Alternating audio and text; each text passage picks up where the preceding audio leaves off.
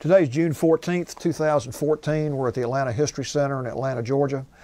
My name is Joe Bruckner. I'm a volunteer with the Atlanta History Center. And with me today is Tony Hilliard, who is also a volunteer with the Atlanta History Center, and Sue Verhoff, who is the senior archivist with the History Center.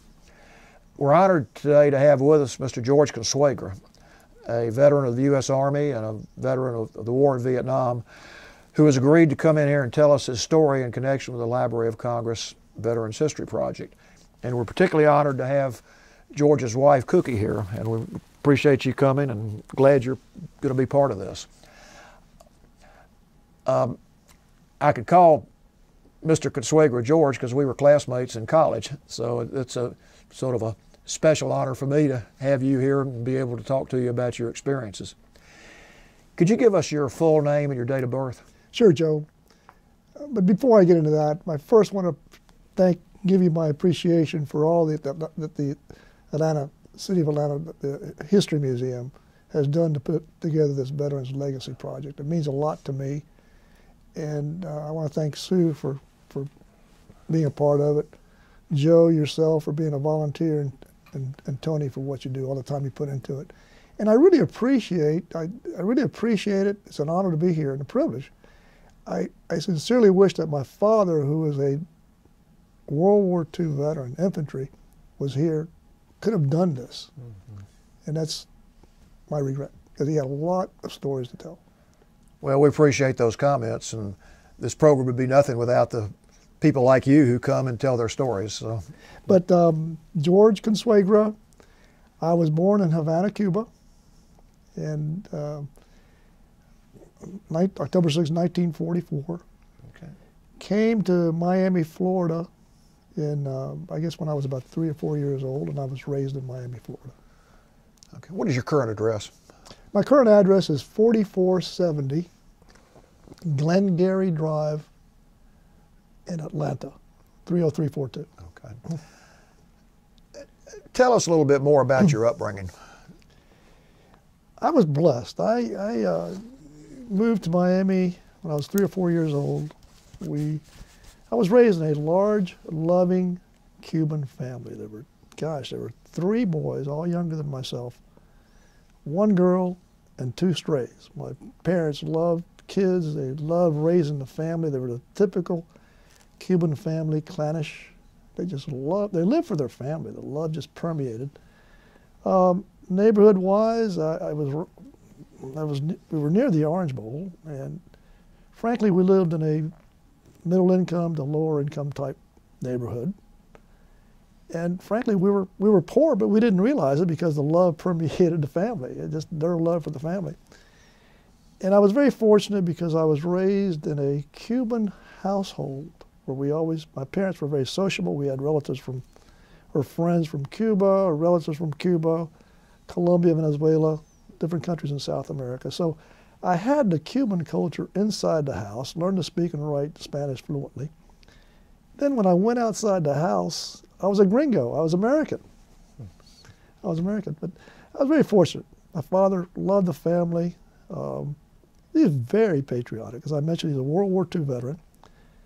And several times we would be riding along in a car and we'd have some guests with us. I'll never forget these experiences. Several times.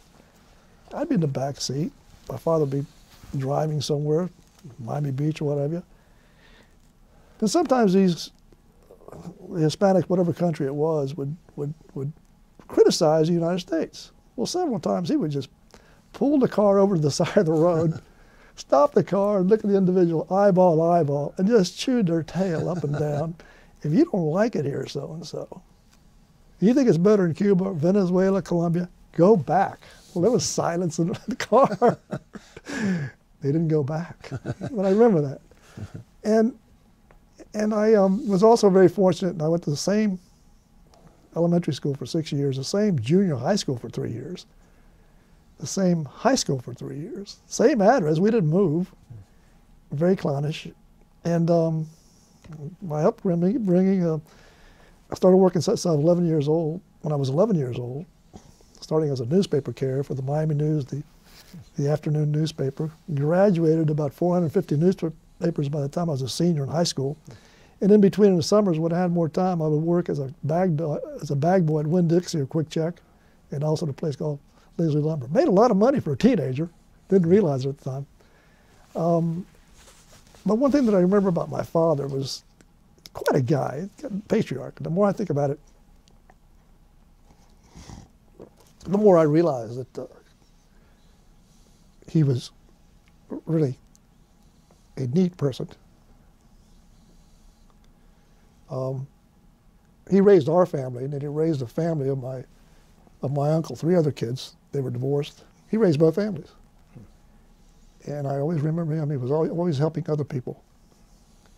But the thing that was fascinating was he would gather. We had like a little bar in the living room there, and he would have a drink, or drinks, I wouldn't say drink, with other World War II veterans. And I was fascinated by his tales about where he was in Italy and Anzio and Monte Cassino and what he did. He talked about the German 88s and how they were really precise and everything. I was fascinated by that. I know he landed in North Africa, and then he went to Italy. He was on the beachhead there at Anzio. I don't know if he participated in Monte Cassino or not, but I know he was in that area, and he entered Rome, I think, on June 6th, along with General Clark. So my high school years, they just were a blur, just like everybody else's. I played varsity track, varsity football, and that's what kept me out of trouble. And between that and working, they just flew by. Yeah. So I had a very happy upbringing. Never went hungry, always clothed. I wouldn't say well clothed, but we had clothes on our backs. Yeah. And what did you do after high school? After high school, I went to the Citadel.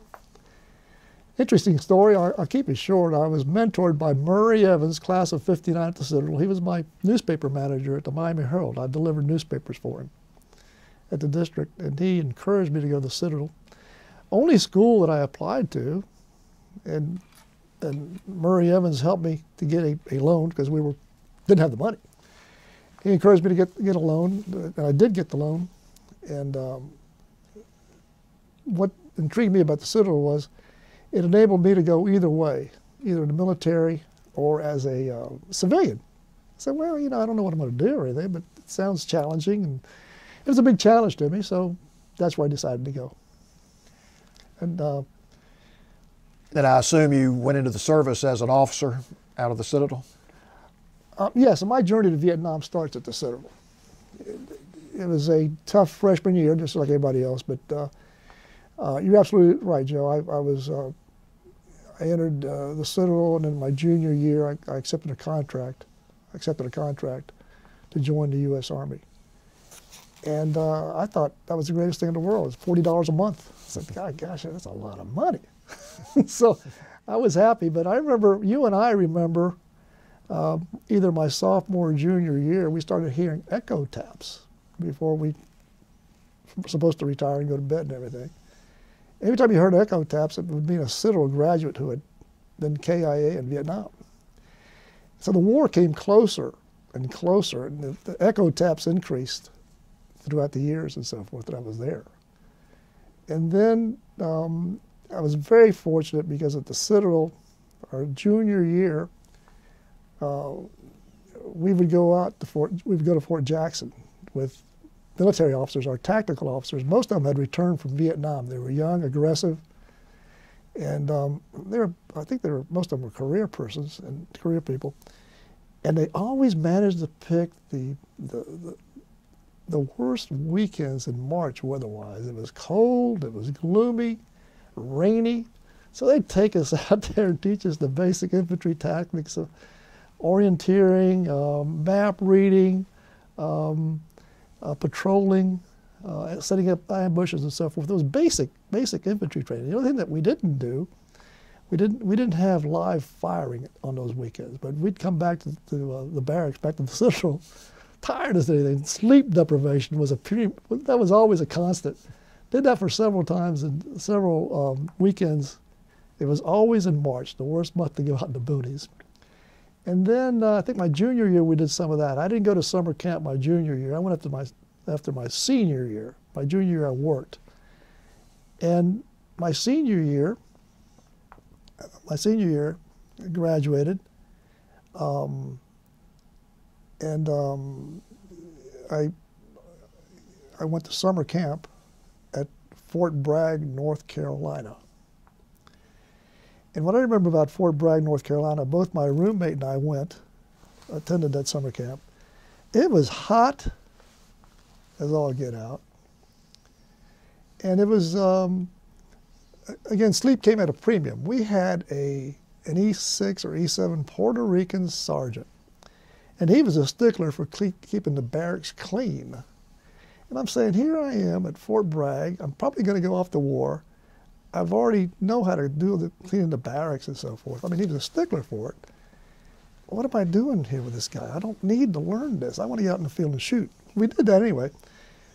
But the guy was your typical barracks soldier. I mean, by the time we got through with the barracks and everything else, we didn't get any sleep. It was that way. And I remember one time we were on a 35-foot tower, and he was scared to jump off the tower, so somebody threw him off the tower. I loved it. I loved it. Anyway, I remember that. We'd take off on the weekends to get some sleep. You'd go to a hotel and get some sleep. But that's where I went. I'd like to back up a minute, though, because I'm getting ahead of myself. I come from a distinguished military family, and I just want to bring this out because it means a lot to me. My father was a World War II veteran, combat infantryman. I told you about his background. He was with the 135th Infantry Division, which was part of the 5th Army, which was led by General Mark Clark. It just so happens that at the Citadel, he was president for my first 3 years, my freshman, sophomore, and junior years. And he signed my diploma. Well, he was also the commander of the 5th Army, so my father served under him. That was strictly coincidence. Of course, I went to Vietnam. My next brother, Al Consuegra, he was a navigator in the Navy. He flew the S-3, which was a submarine chaser. And 10 years active duty, was married and so forth. And I think his last 2 years he was in a plum assignment. He was an instructor at Coronado, California. Great assignment. He loved it. And then my next brother, Eddie, he was a captain or a major in the Air Force. And my youngest brother was in the Air Force also. He was a sergeant. Now, to bring it fast forward, what happened was my nephew, Chris Consuegra, went to the Citadel, graduated in 1997, and became an Air Force pilot. Active duty 10 years, flew the C-17. Most of his missions were into Iraq and Afghanistan. Very proud of him. And we would exchange war tales and so forth. But the thing that I remember about Chris was that his toughest duty was picking up the wounded soldiers in either Iraq or Afghanistan and taking the soldiers to the hospital. And he always mentioned it. I just hate that duty. But the only ones that didn't complain about their wounds were the Marines. He said, George, the Marines never complain. So I remember that. So we've got two war heroes in my family. My father's Cyril Consuegra and my nephew, Chris Consuegra. So did you go into the Army immediately upon graduating from the Citadel? It was a streamlined process, Joe. I didn't have to worry about a job or anything. Let me get a drink of water here. Yeah. Talk about your training and just your active duty in the military. Well, we graduated from the Citadel, and like I said, we went to summer camp at Fort Bragg, North Carolina. Hate that place. Took a month off, and then I was assigned to go to artillery officers basic course at Fort Sill, Oklahoma. So I took a month off. My parents were still in Miami, goofed off, bought a car. I bought a baby blue VW. Just the Bug, okay? First car I ever owned, $1,800. So played around with a Bug, And I had 30 days. I don't know. I don't know what I did. I don't remember. So here I am. I'm going from Miami, Florida to Fort Sill, Oklahoma, which is in Lawton. Now, the Lord works in different ways, but my brother Albert was a football star at Miami Senior High School. He wound up, he got a scholarship to go to Northeastern Oklahoma Junior College to play junior college football. So what I did, I planned it. I drove from Miami, Florida, all the way to Miami, Oklahoma, up and down the hills and everything, in my bug. Spent a few days with him while he was going through football practice. Lived in dormitories with the guys, with the football team, loved it.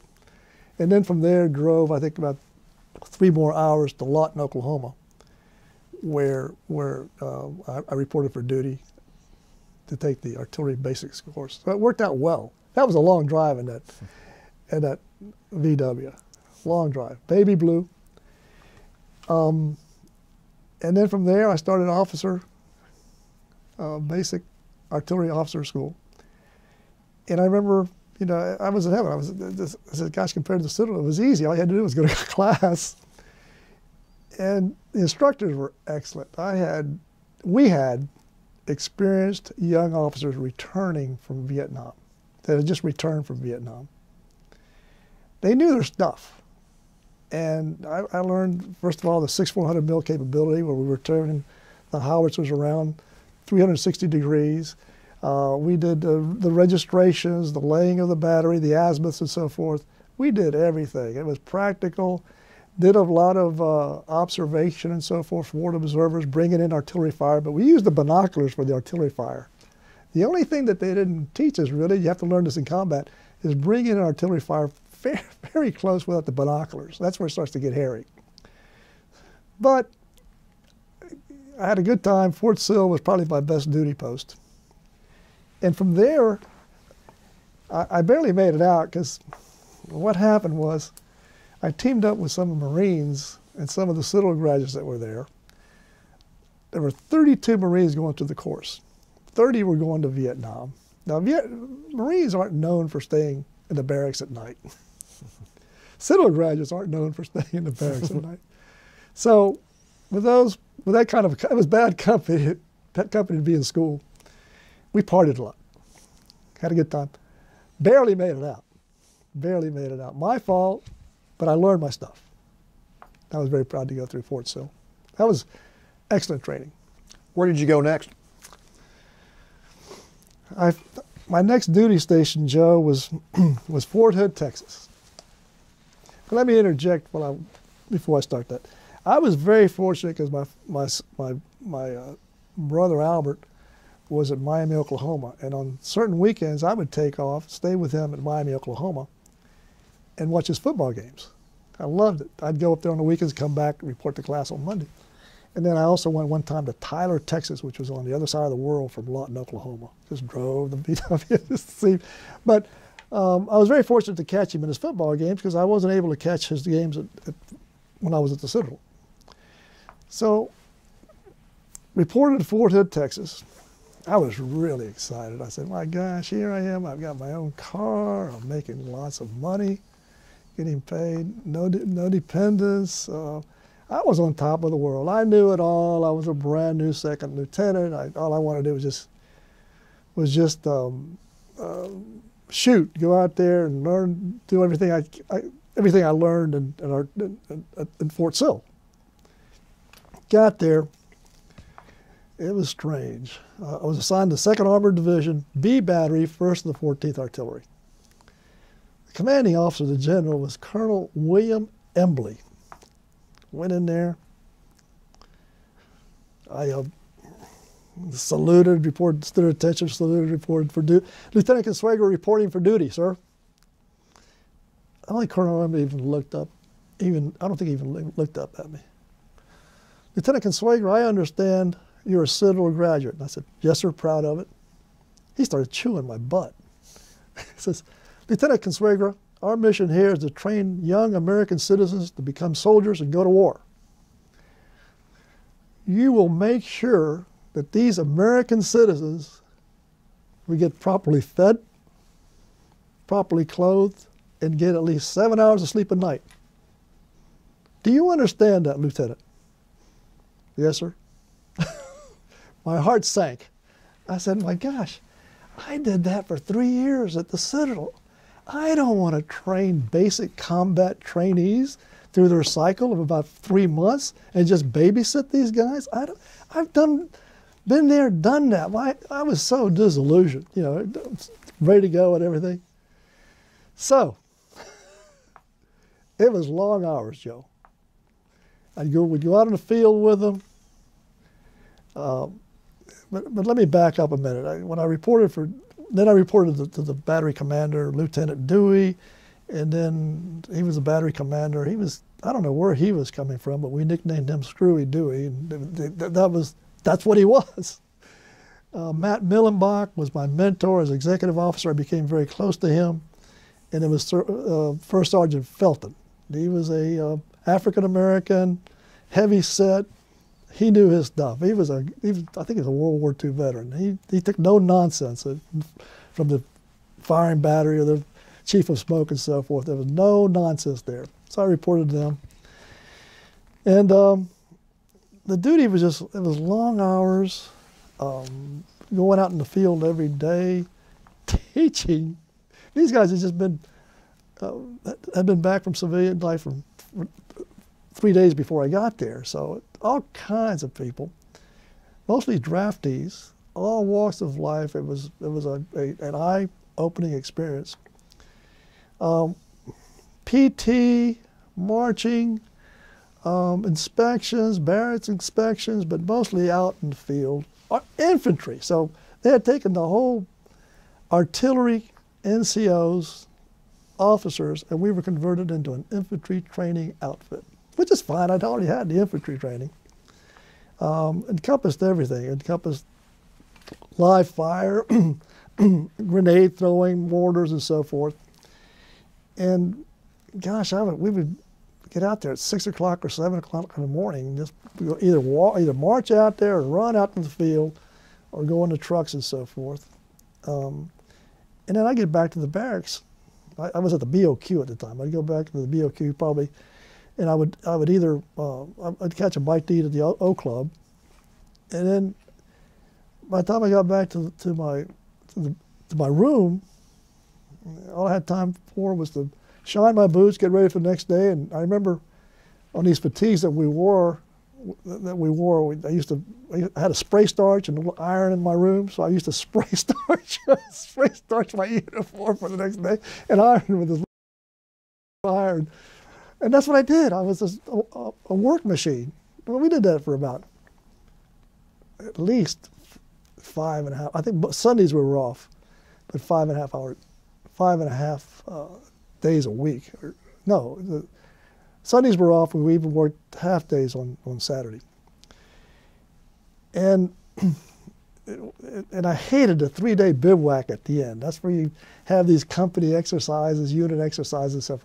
It was cold. I mean, I was miserable the whole 3 days I was out there. And since I was a junior officer, I had to get up and put the coal on the stove and everything, that officer tent and everything. I hated that. It was freezing. I'm from Miami, for crying out loud. So I was miserable. So everything you could talk about misery, it was Lieutenant Consuegra being miserable. But I met some good, solid people there that wanted to do their jobs and so forth. And let me make sure, these draftees just wanted to do their jobs. You know, most of them wanted to do their jobs. A lot of them couldn't hack it. They flunked out and so forth. It was sad, but and I'm glad we were able to siphon off the ones that wouldn't make it. But there was a silver lining on this cloud. When they graduated, we were able to pick the right guys for our artillery battery. We call them the gun buddies. We knew who, out of there's a lot, I forget how many there were, but I think there was a whole company or something of BCTs that we were putting through. We were able to pick out the right guys for the artillery battery to fire the guns and so forth. And since I was in charge of Fire Direction Center, I was able to pick the sharpest guys for my Fire Direction Center. And I said, thank goodness, because now is when that's when it started getting challenging. Now, he asked, what happened to the other guys? The other guys went to the infantry at Fort Polk. And all I've ever heard about Fort Polk is it's bad. So they wound up in the infantry, but we were able to pick and choose the people that we wanted. Now, did you head to Vietnam after you finished there? Well, here's what happened. We started training at Fort Hood. It was still the 2nd Armored Division, B Battery, 1st to 14th Artillery. We had 8-inch, self-propelled 8-inch guns. And we were training. We went out on training exercises. I was able to start from the ground up, teaching my 5 or 6 guys FDC procedures and so forth, just drilling and drilling and drilling. And we got to the point where we were pretty good. I mean, they knew their stuff, they were sharp. I knew my stuff and taught them and everything. And around March, I think it was March of 67 or April of 67, I received orders to go to the 11th Armored Cav Regiment in Vietnam.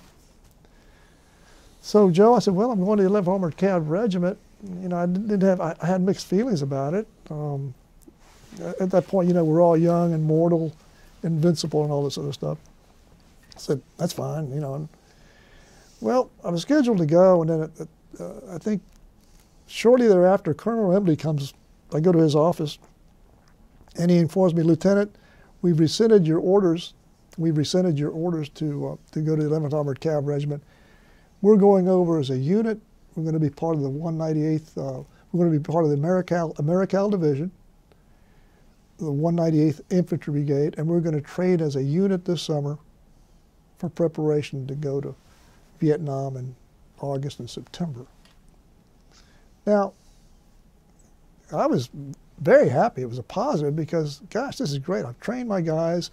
I know who I'm going into war with. I trust these guys. I know what they can do and can't do. The officers, we trusted each other except for Screwy Dewey. I was kind of concerned about him. we all were. We trained all summer in the field with the infantry, 198th Infantry Brigade, and we were always out in the field during the summer. We were out 6 days a week. Now, the Fort Hood, the summers in Killeen, Texas, Fort Hood, were brutal.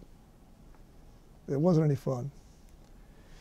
And we were constantly doing artillery, firing and so forth, live fire.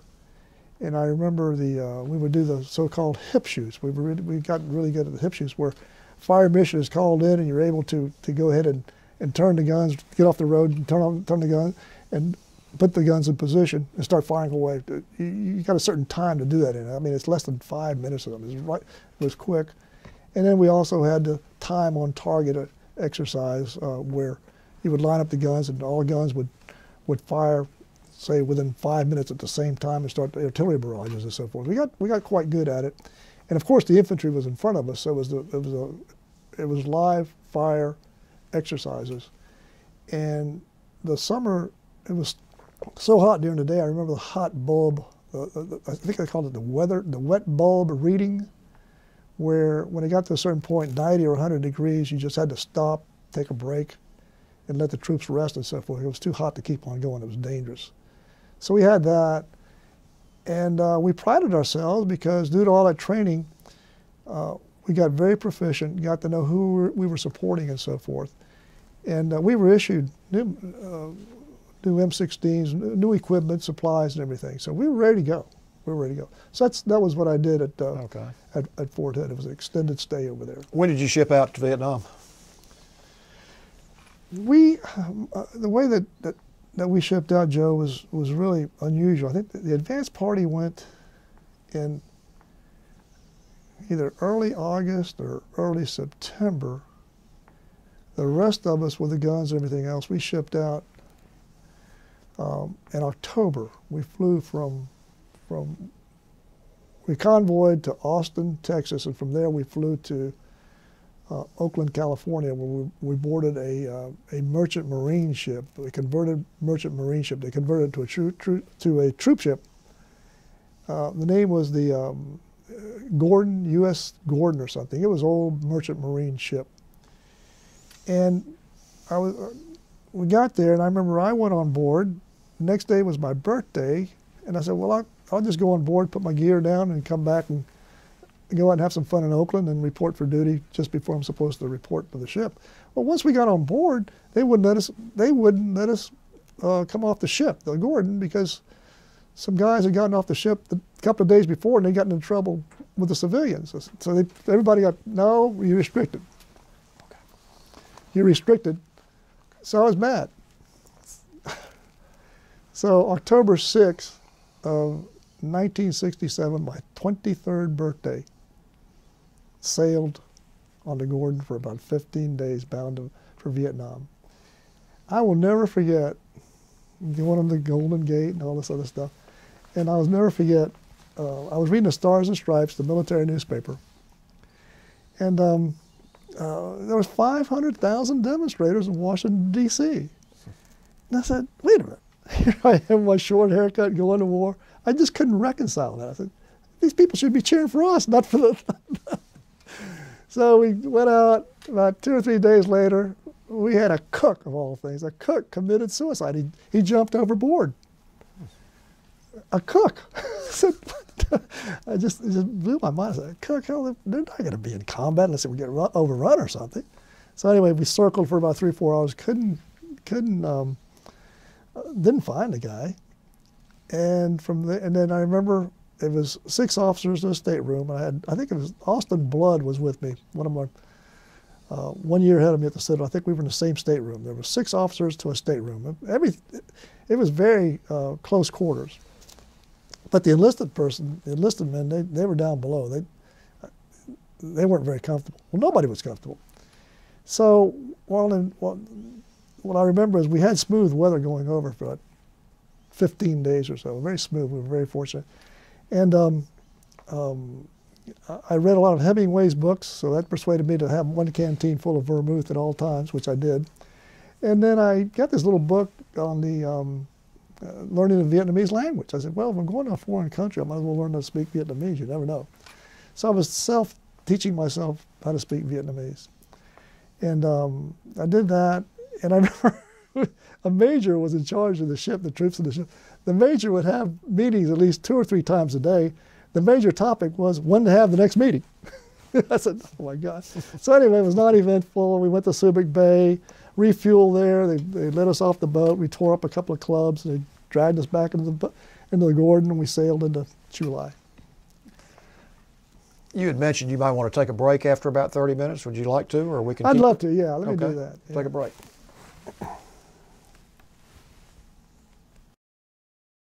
Okay, we're running. So you've just arrived in Vietnam, and just tell us about your experiences during your tour there. Just whatever you would like to get on the record, and just anything you want to say about your service there. Joe, I'll be happy to. And one of the things that I did when I got on the Gordon is I kept a diary. It's amazing. I kept the diary. I brought it with me. The diary. And you can't see it on the screen there. Turn the pages towards us. Yeah, there you go. Yeah, that's good. There you go. Yeah. Perfect. Kept a detailed diary, and for some reason, something within me said, someday you're going to use this. Guess what? And I'm embarrassed to say my handwriting was clear and legible in those days. I can't even read my own handwriting these days. I have to print. But it was a day-to-day account written at all times of the day or night, mostly at night in the wee hours. And it went all the way from the time that we boarded the Gordon, also expressing my disappointment that wouldn't let me off the Gordon. But I kept this, and there's 2 parts of it, fairly complete. Now, it wasn't day by day, but when I missed a day, I would acknowledge, too busy to do anything for the last 3 days, and I would break, but I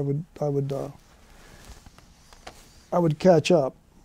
Here it is, Lieutenant Consuegra. And this was in my basement where I thought I'd lost the thing. I'm so glad I didn't, because I had surgery back at the end of July, And I made it a point to go down to the basement, pick it up so I could read it. And I read it from cover to cover for the first time while I was recovering from my spinal surgery. It's amazing. I mean, I said, God, I got to find those books. So here I am. And that's how I feel like I'm fairly well detailed about telling my story. Yeah. Get off the coast of Chulai. Colonel Embley comes in with his entourage. He comes in with these large binders, plastic binders. Gives one to every officer on the ship, the artillery officers. And all it had was artillery incidents. And he gave us an hour to go through the artillery, I think an hour or so to read the artillery incidents. It was the scariest thing. There were so many friendly fire killings and short rounds and explosions at the battery level. It was downright scary.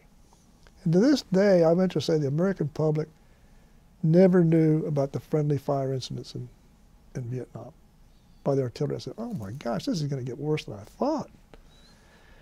It made a big impression on me, those thick binders. And he made it a point to sit down and read this. And it was good that he did, because we weren't aware of this until we disembarked. Then he took all of the officers, everybody in that battery was reassigned. Well, guess what? Lieutenant Consuegra lost his FDC. I was shattered. I said, my God, I've trained these guys. I want to go into war with them. I know what they can do. They, it was just a rapport there. I said, my gosh. So we landed. What a way to start, right? It gets worse. First 2 weeks, I was assigned to something called the TOC, the Brigade Tactical Operations Center, where I worked all night, I guess, monitoring artillery fire. It was the worst job in the world. It was a do-nothing, you don't do anything, you just monitor the fire and so forth, and make some comments and so forth. I did that for 2 weeks.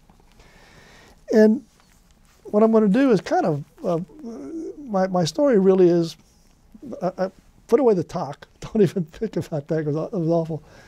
My story evolves. I was blessed. I became a forward observer, my first duty assignment with the infantry. And we were assigned to, it was Hill 69 E Company, first in the 46th Infantry E Company. And then I'll progress in my presentation here, my discussion, to the 2 artillery batteries where I was assigned later on after serving with the infantry. So I was elated that I was going to serve with the infantry, but I didn't know what I was doing. I hadn't observed fire in ages, so I learned really quick. We went to Hill 69, and I met the company commander, Monte Wolf. Now, this was the brown shoe army. These folks wanted to get the job done. They were raised by the book, trained by the book, and all they wanted to do was accomplish the mission, kill a lot of the enemy, come back alive. And basically, that's what it was. And Monte Wolf was 32 years old. Little guy, little wiry guy. And he was he rose to the ranks. He rose to E6, went to OCS, then became Ranger Airborne.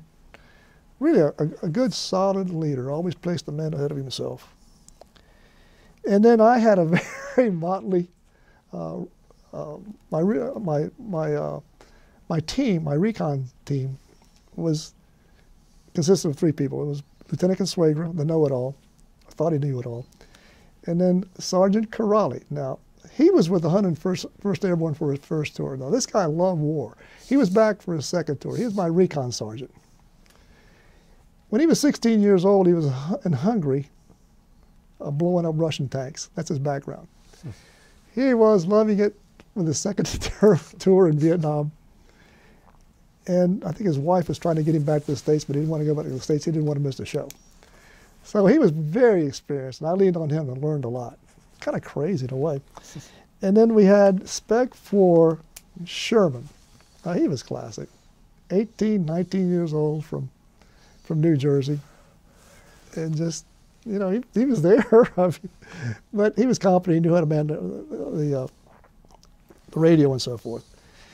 But my comments about the infantry, and thank goodness I joined the infantry, because by being with the infantry, I got the confidence that I needed to go back to the artillery level, because that way when I went back to the artillery battery, I knew what the infantry was going through. I knew what we were doing. I felt confident. I felt good. I felt able. After I went to the learning experience with the infantry. But I want to share my overall thoughts, and then I'll talk about the artillery aspect of it. First of all, in the Brown Sheet Army, the enlisted men ate first. Officers and NCO ate last. Bob Hope, Tour, and Christmas. Bob Hope and Ann Margaret. Captain Monte Wolf gathered all the officers and NCOs together and said, we're going to need 8 enlisted people. There's a chopper coming. You're going to pick up 8 enlisted people to go to the Bob Hope, Ann Margaret show. No officers, no NCOs. Well, you know, it was the right thing to do. So they went, chopper picked them up after the show was over, brought them back. I mean, 8 enlisted people. That's the kind of guy he was. Captain Wolf, along with his platoon leaders, when we did these search and destroys, when we went up into helicopters and so forth, his helicopter was the first one to land. And my team was with him every time. My team was with him. First one to land, last one to leave. That's infantry. That's the way they're trained. You know, you got to know what's going on the ground. Weaver, my recon team was with them. I soon learned that the infantry guys loved artillery. They loved our team. We could do no wrong. Me, I was scared. I had a yellow streak running down my back. I was scared the whole time I was there, I'll be truthful. The infantry chow was awful. It was a battalion chow. I don't know what it was, but the worse you fed the infantry guys, the happier they were. And I was used to artillery chow. I mean, I'd try to go back to the battery, B battery, 1st to 14th Artillery by home to eat. I mean, they would eat two different cuisines, I guess. The helicopter search and destroys. Now, that was eerie. We'd go up on a company-wide mission or a platoon-wide mission. Of course, if the company went out, I was always involved. If the platoon went out, I was always involved. I should say who we is, me and my recon team. And I remember going up in the helicopter. It took forever to get to the landing zone. And I would look down and say, gosh, this is a beautiful country, all the greenery and everything else. We'd get to the landing zone, everything. It would just, all hell would break loose at the landing zone. I mean, you get there, Captain Wolf was arguing with the helicopter pilot, says, put me down over here, and the helicopter pilot says, no, I'm in command of this ship. I mean, it was a knockdown. Finally, we got out and so forth. And because there was 2 machine guns on the helicopters. I forget if they were 50 caliber or 60 caliber machine guns. And just before you got there, just soften up the zone. You'd have machine guns from the helicopters opening fire all over. It was deafening fire. And the most vulnerable point, of course, is when you're jumping out of the helicopters, because that's when you start the fighting and so forth. So it had some hairy moments. Lots of sniper fire constantly. Whenever you went out, you just got sniper fire. Lots of sniper fire. And I remember my RTO, Spec 4 Sherman, he froze on me a couple of times when we were just about to land. I had to throw him out of the helicopter to get him out. He just froze on me. And that happens. You know, the guy's scared. I was scared. Now, I was very lucky. Before calling in the artillery fire, I would always ask for a smoke round. We call it Willie Peter, white phosphorus. And everything happened so fast. I was so well trained. I was on the phone. I was on the radio. Sherman was on the radio. Corrali was doing his thing and so forth.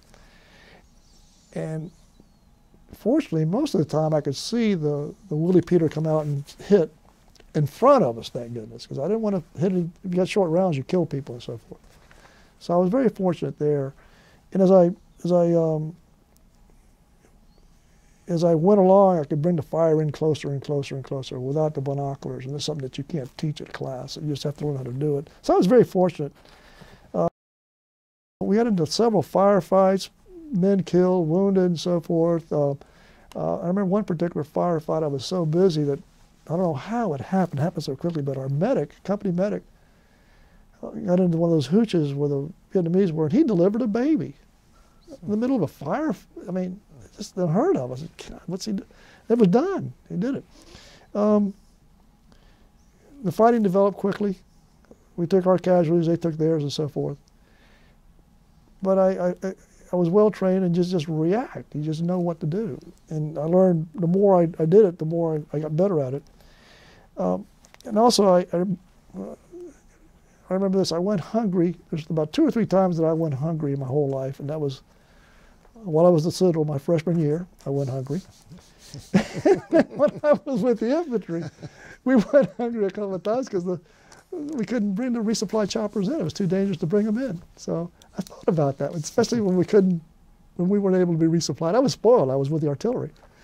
And I said, you know, this is bizarre. Going hungry at the Citadel, maybe it was good training for this.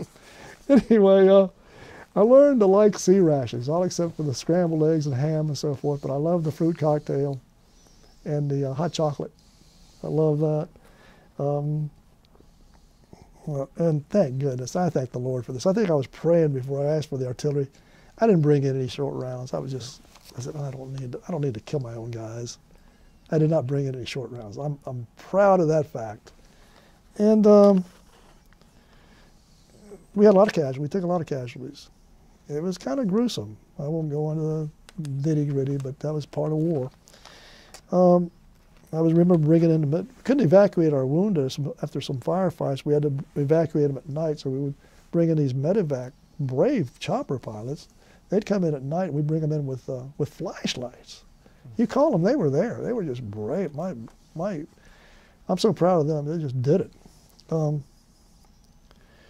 We would go out for 3, 5 days at a time. I was out with the infantry 12 days at a time. That was my biggest term was time out in the field was 12 days at a time. And at the end of the day, all of the officers would gather around Captain Monte Wolf and crack a few jokes and so forth, lighten the heaviness of the day and so forth. He always had a bottle of whiskey. Monte would always pull out a bottle of whiskey. We'd also take a big sip of the whiskey.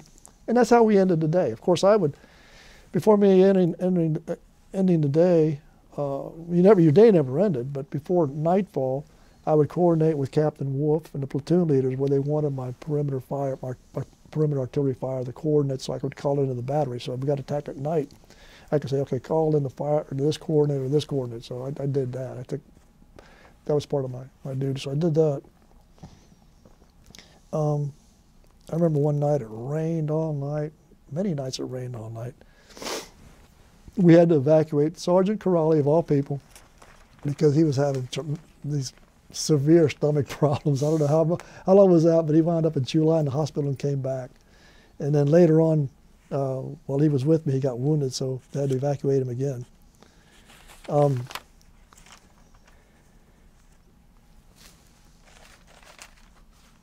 While you're at a break, give us a perspective on where you were in relation to the DMZ. It was north, wasn't it? I mean, weren't you I-Corps south of the DMZ? Yeah, we were an I-Corps. We were between Chulai and Tam Key West in the Quezon Valley. Now that's spelled Queson, not to be confused with the Quezon where the Marines took a lot of losses, the other Quezon. This is the Quezon Valley. We were between Chulai and Tam Key out west in the boonies. Okay, you could continue. I just wanted to get that Yeah, on that's the where we record. were. Good point. Now, another point about the infantry, I remember it was Christmas. It was Christmas, and we were back at the battalion Hill 69. And for the Christmas dinner, we brought in I don't know who brought in a bunch of Vietnamese orphans, and we made sure that they were fed before we were. And then the men ate for Christmas.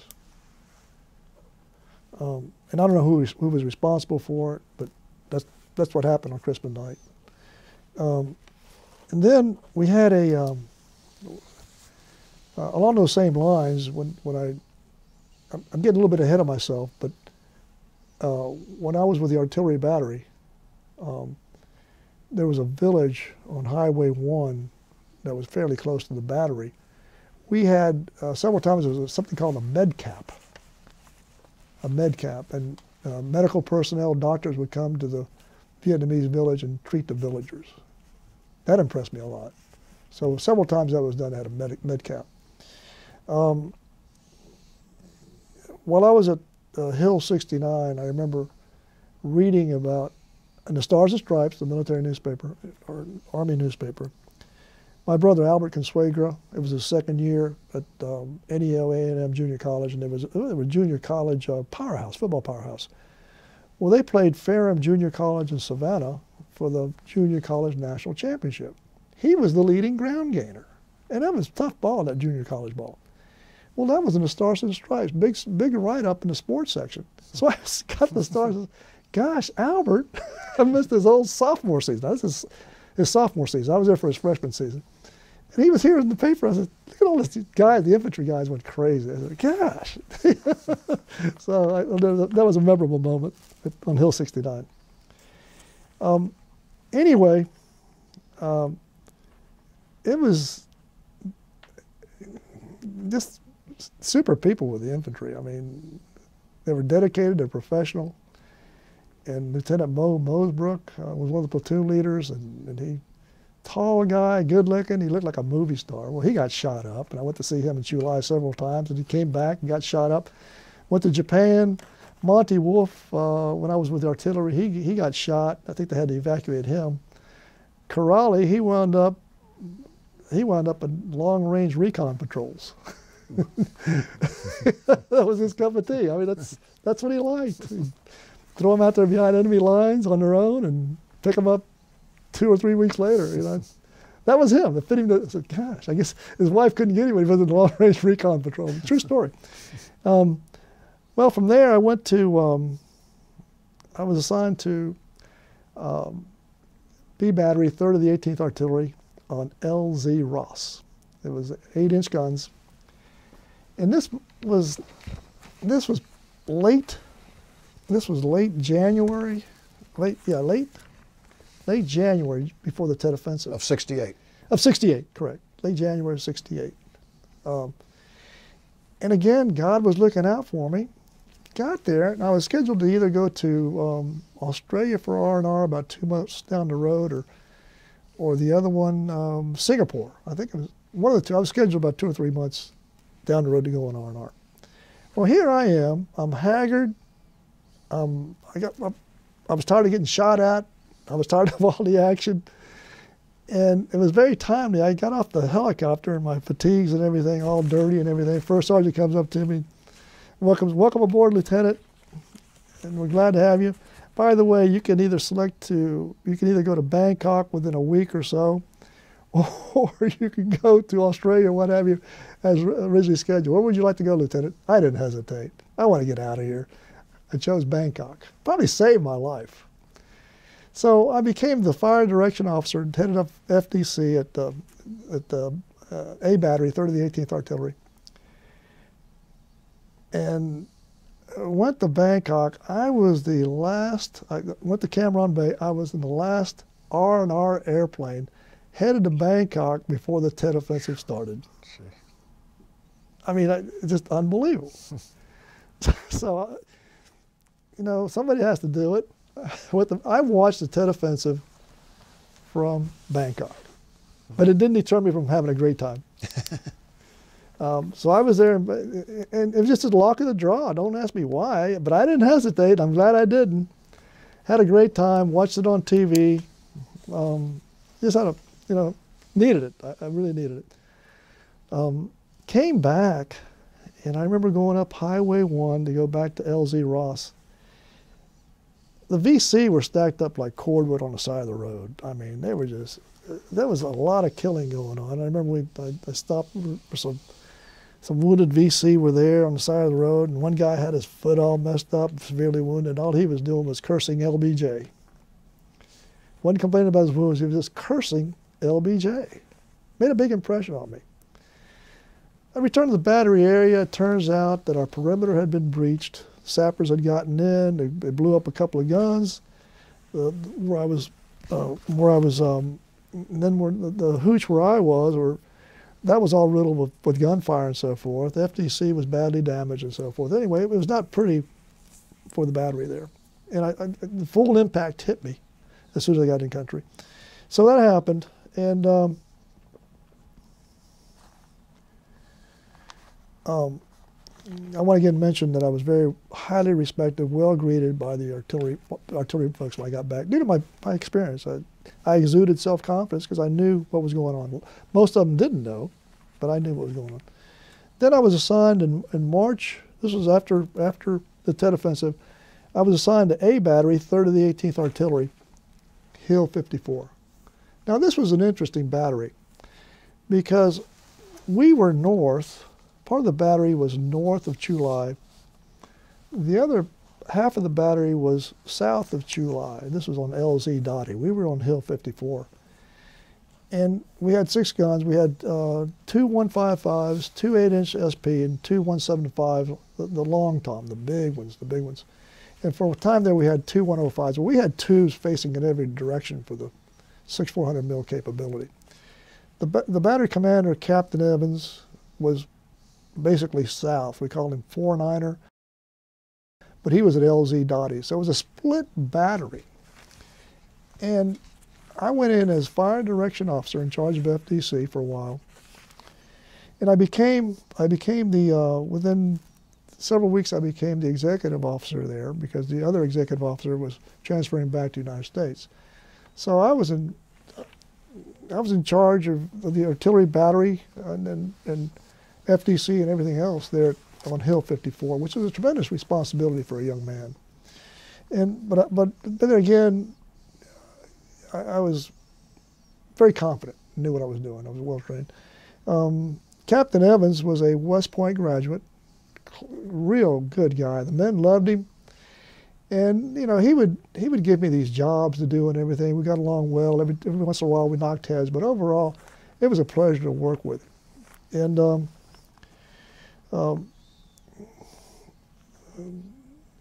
I remember it was very hot. In my diary, I alluded to the fact that just about every first my words were very, very hot day and so forth. And we would shoot fire missions during the day, and then we would fire these H&Is, harassment and interdictory fires, primarily with the 175s.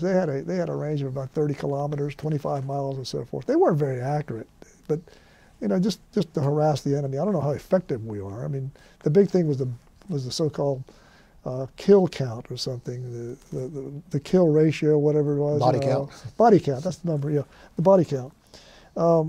So what I did, I was just busy as all get out because we were short on officers. It was me and I think one other officer for a while there, and he was an FDC, I was the executive officer, and I had to spell him an FDC, and you know, sleep was precious, and vice versa. So we did that way, and Captain Evans knew what we were up against and so forth. I ate much better with artillery. And one thing that I remember is our battery, which was 38th Artillery, A Battery. In May of 1968, we saved a village from getting overrun. The village chief and a Major Gavin came over and complimented us. We had 46 KIA, 60 KIA, and we supported them most of the day with 46 rounds and so forth. And he expressed his gratitude and gave us the VC flag, and we hung it up in the mess hall and so forth. But we were busy. We were always either firing fire missions, illumination missions with the infantry, and every night we would fire the H&I interdictory harassment fire and so forth. So we were busy. We were fairly close to Chu Lai and Highway 1.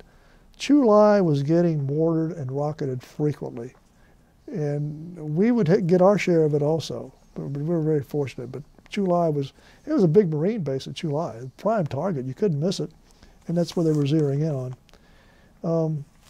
Now, one of the problems that we had, there was a village on Highway 1, and some of the men were would go to that village and get in trouble, just like GIs do, and we had to get them out. One time there was a firefight that erupted in the village, and several of the men were wounded and had to be evacuated and so forth. So the village became restricted, and I would have to go down to the village every once in a while to check and see that some of our men weren't there. And of course, part of my FDC went down there one time, and they got in all kinds of trouble. You know, you tell Americans what they can't do, and they're going to do it anyway. So that was a problem. And the other problem, the major problem that I had at the artillery battery, besides the village situation, was that these young 18, 19-year-olds would receive Dear John letters from the wives. And what was sad is they would get married, have a baby before they got here, and then they would get the Dear John letter from the wife saying, I ran off with another man. So, you know, you couldn't do anything with them. You had to let them go home and then attend to their personal affairs and come back. It was sad. That's a big problem. And then the other time, I caught some guys smoking pot on the perimeter because I was always cautious as to what happens on that perimeter. So I caught them. They never knew when to expect me because we had to be alert. And I caught some of the guys that were guarding their artillery pieces. There's supposed to be a man awake at all times at that artillery piece. I would catch some of the guys and you were sleeping. And, you know, that's not good. That's not good. So I corrected that action. But overall, we had some professional soldiers that just wanted to get the job done. Most of them were draftees, 18 to 19 years old. Well, Captain Evans would come see us every few days with a first sergeant, and he was delightful to work with the man. First sergeant would come also, but it just so happened that every time that he spent the night with us, we'd get mortared or rocketed. And several times I said, "Oh no, you're gonna spend the night, we're gonna get mortared or rocketed." Dadgummit, and we didn't. He knew it. And what I did is when I was in base camp at the infantry, this is one of the things I learned from the infantry, I would wear my bush hat. This was what I wore at base camp. Of course, I didn't wear this out in the field. I wore my steel pot. And I wore my steel pot, and even when I went to the artillery, this was my trademark. Well, soon thereafter, Captain Evans and the first sergeant, guess what they're wearing? My bush hat. Not mine, I kept mine. So that was my trademark. So this has come a long way, and I managed to pick it up just for this presentation. It means a lot to me.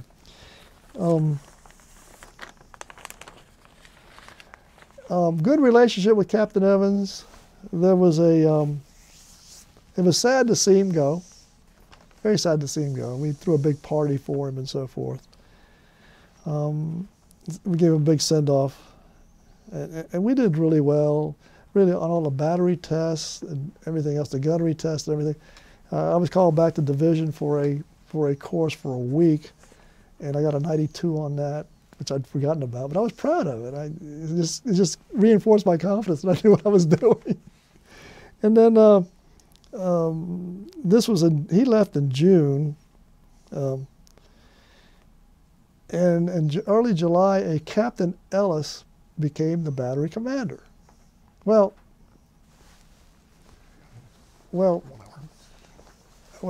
Captain Ellis was the opposite of Captain Evans. He was nitpicking, he was jittery, he was nervous, but he was intelligent. To make a long story short, he was hated by the battery, hated by the first sergeant. He was just a hateful guy. And we didn't get along too well. But he was in command, he was battery commander in the south, I was up north. And I went to Chulai. And I went to Chulai several times. And then from there, I wanted to do Army aviation. I learned that they'd reduced the visual requirements or lowered the visual requirements. I said, I'll fly helicopters, I'll fly fixed wing, whatever. I just want to do it. Well, to make a long story short, I was approved for flight school. I don't know how. My eyes were bad, but I did it. I was approved for flight school. At the same time, it said go ahead and re-enlist, re-up for another year. We'll make you captain, stay here.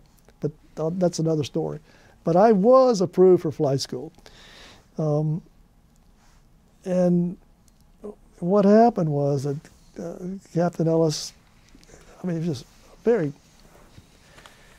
he was not the right person, but he, during the period of time that he was there, I developed this rash, a little levity. I developed a rash on my legs, and I went into July, and doctors looked at it. They gave me a lotion to apply on my legs, and said, you're going to have to wear cut-off fatigues for the next several weeks. So here I am, a lieutenant in charge of the Battery North. I'm running around with cut-off fatigues, sometimes a steel pot, sometimes my hat. And we had a lot of visiting dignitaries always checking up on us. The Colonel Meadows would always come around, the artillery battalion commander. And every time a dignitary came up, a higher ranking officer came up, where is your permit to go around like this, Lieutenant? So I just whip it out and show it to him. So I did that for about 2 weeks. It was a little levity, but it's a true story. I had that rash. I guess it was delayed jungle rot from the infantry when I was out there in the swamp and stuff like that. So now on July 3rd, we were hit pretty hard. And we got a rocket and mortar attack, and we had rockets. I guess it was a rocket. I was hit our powder storage area, blew it up, caused heavy damage on the number 3 gun pit. I was up on the aiming. It was I think it was like 11 o'clock at night, and I was on the aiming circle. Now the aiming circle had to be up high. There was a ladder leading to it. It must have been 20 or 25 feet high. You had to climb up the ladder, get on the platform, because that way you can sight in on the gun sights of the guns and so forth, to keep them coordinated with the guns and the FDC and so forth. Well, that was my job, to make sure they were coordinated. And I remember scampering down that. I saw it blow up. All hell just broke loose. 8 guys were hurt. Their quarters were just blown up. They were medevaced, and for some reason, it was just instinct. I climbed into the 8-inch gun that was there and started driving it out, along with the chief of smoke, the firing battery chief, Sergeant Hamill and Hutch. And I just backed it out, but I couldn't get the spade out in the back. There was a huge spade.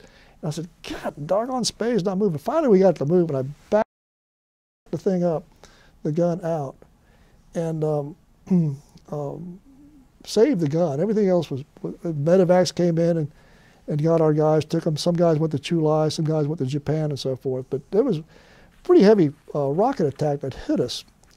And I was exhausted. I finally got into my cot around 2:30 in the morning. The next day, Colonel Meadows was very complimentary. We were heroes. We were just doing our jobs and so forth.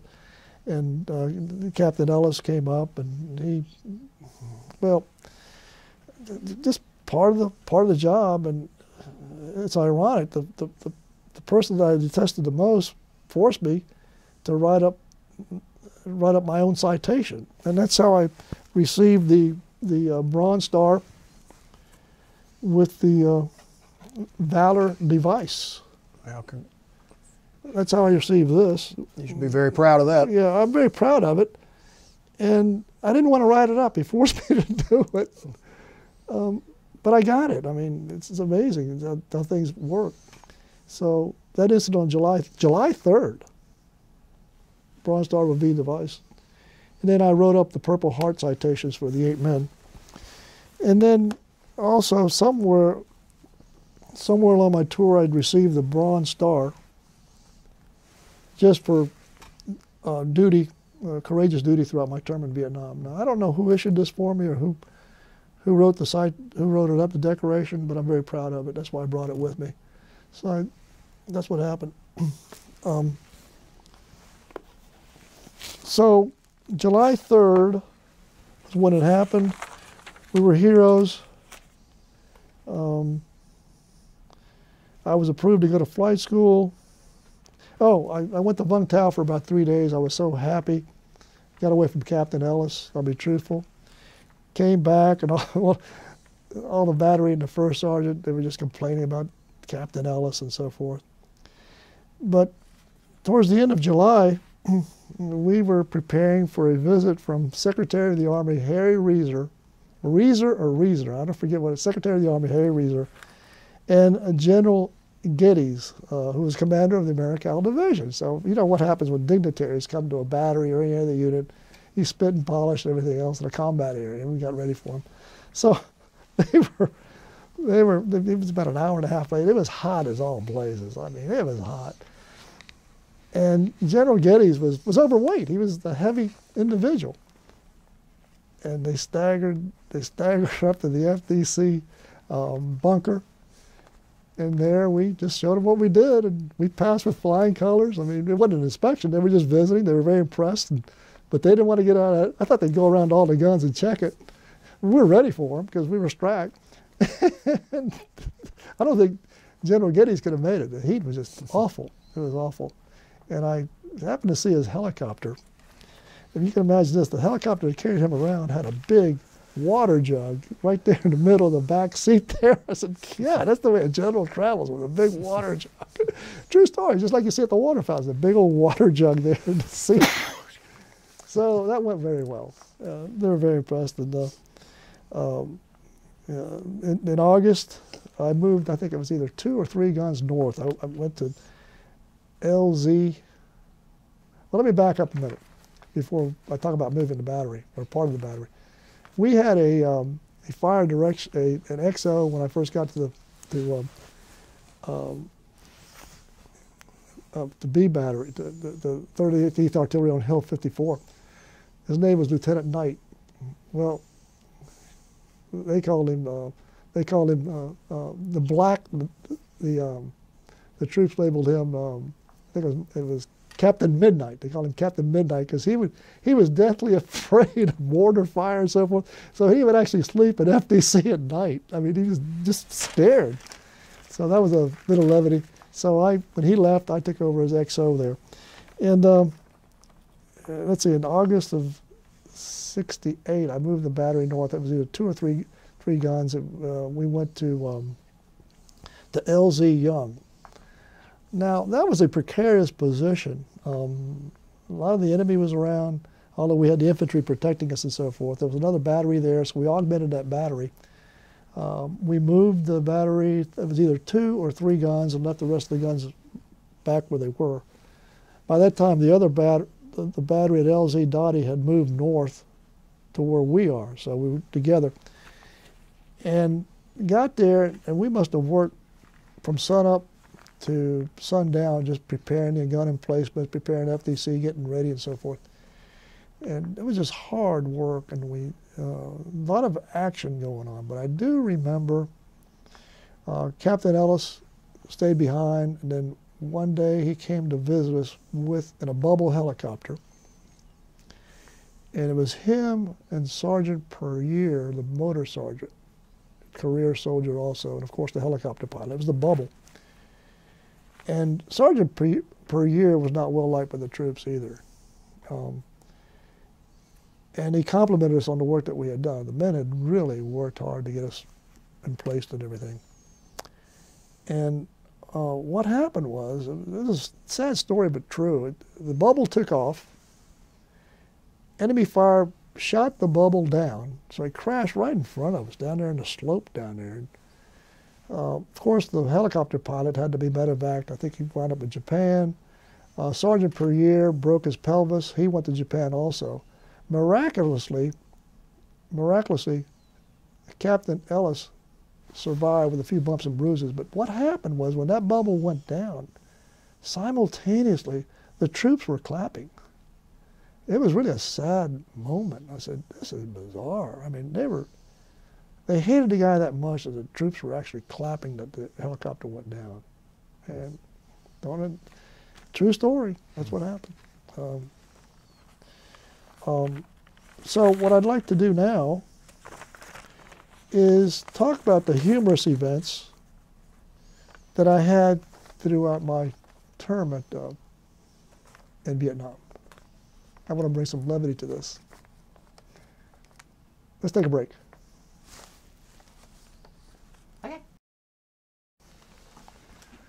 Add a little levity here. When I was with the infantry, remember the tunnel rats with little guys would go down the tunnels and so forth.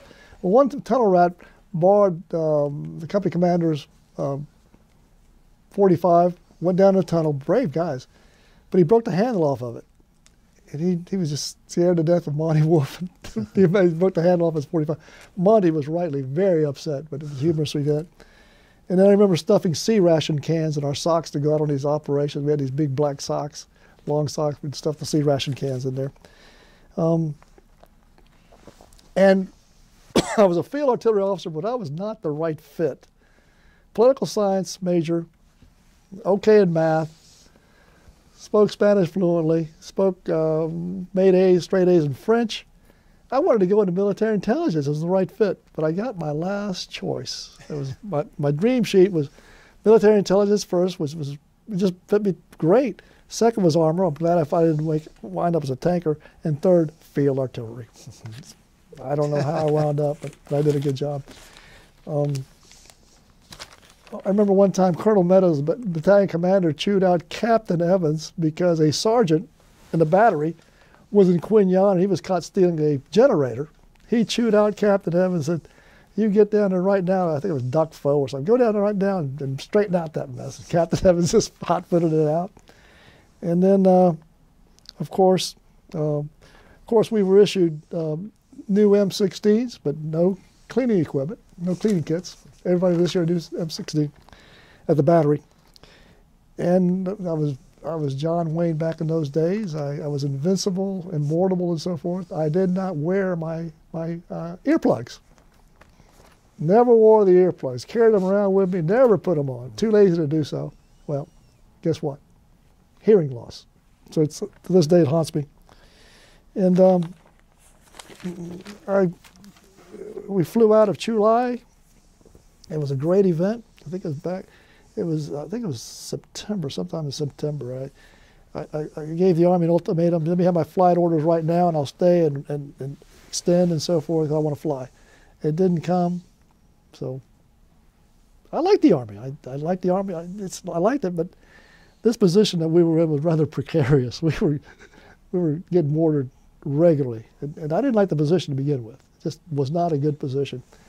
So I got back and went to Seattle. I think it was Seattle. Of course, they told me there, "Lieutenant, you'll never make it in civilian life. It's tough there. Why don't you stay?" "I'll try it in civilian life. I'll try my chances." So I stayed for 2 weeks in San Francisco with a buddy of mine from Miami. It was not pretty. Did a lot of heavy drinking and so forth, and they got tired of me. And at the end of 2 weeks, I moved to Marietta, Georgia, with my parents because they had moved up from Miami. Well, from there, I started my first job with C&S Bank in banking, and ever since then I've been in banking and finance in one way, shape, or form or the other. And I took early retirement in early 2012, and made the best decision. One of the best decisions I ever made in my life was to marry my lovely wife, Cookie, who's here with me today. We have one son, Philip, who is a graduate of Villanova University, and he's in Philadelphia as a director of development for Penn Charter School, and he also teaches a history course. And I became very active in community affairs, and I'm a member of Christ the King, the Cathedral of Christ the King in Buckhead, where I became a St. Vincent de Paul volunteer. I'm an active former director and member of the Atlanta Vietnam Veterans Business Association, and that's one of the best things that happened to me, because when I returned from Vietnam, I kept it low key that I was a Vietnam War veteran. If you weren't there, you couldn't relate, so I just didn't bring it up. And even when I did bring it up, even when it was brought up, speaking to the Vietnam War veterans, I could tell who had seen combat and who wasn't, because from what I understand, there was 400,000 in support, 100,000 on the front lines. I wanted to talk to those 100,000 that were on the front lines. So I was very low key, but when I got to the Atlanta Vietnam Veterans Business Association, that was the first time that I was able to speak to other guys that had seen combat, and you can just talk about those tales and everything. And I guess it all leads up to this. It's been very rewarding for me, volunteering at the USO, active volunteer at fundraiser at the USO for the last 10 years. And I also entered teaching. I taught while I was working at the bank. I taught a business course at Georgia Perimeter College for about almost 2 years in the evenings on Tuesdays and Thursday nights. And it was a tough schedule because on Fridays I'd come home and I couldn't figure out why I was so tired, working full time and then teaching in the evenings. But it took up a lot of time, and it just kind of wore me out. And now I'm teaching at 3 different high schools as a substitute teacher, which is very rewarding. And I'm also I'm a volunteer at the Ronald McDonald House. It's something that I had to do because one of my brother's kids was at a Ronald McDonald House. So I'm going to the Ronald McDonald House over near Emory Hospital, so that's very rewarding. Other than that, I continue to be blessed. I thank the Lord in my prayers every morning that I was brought back safe and sound from Vietnam. Others weren't. And you always wonder, why did I return unscathed and others didn't? I had some good friends of mine that were not only killed, but were wounded. One of my good friends, an ex-football player on my team, lost both legs and an arm, distinguished himself. It could have been a rocket attack, or it could have been me rather than him, and you always wonder about that. So, God puts us here for a purpose, and that's the only way I can reconcile it. But overall, I've led a good life. I've been blessed thanks to my wife, Cookie, the people that I associate with, my family, my friends. Atlanta has been good to us. And I think I mentioned St. Vincent de Paul. It's been very rewarding. Teaching school at night, that was very, very rewarding also. And it's been a good life. It's been a good life. Before we finish, I want to be sure that neither Cookie, Sue, or Tony have any questions. Don't want to say anything? How much time do I have left? Well, I can't tell you how glad we are that you agreed to come in and do this interview. I mean, it's obvious you had a great family background and a strong foundation that probably helped you get through a lot of what you went through between your parents and your family. And obviously going to the Citadel helped. But you were in the line of fire when you were over in Vietnam, without a doubt. I mean, you were very brave, and you, I'm sure, were responsible for saving a lot of men's lives with your skills with the artillery. And you did a great job of telling the story, and we really appreciate you coming in again, and I want to thank you for your service. Joe, thank you. I want to add one more thing that I forgot to add. I would receive care packages from my father once a month in Vietnam. Wow. That's a special memory. It's special. Yeah. And share it with my friends there. That's important. Once a month. Care package. That's great. Well, thank you very much for doing this. And thank you for your service. Thank you.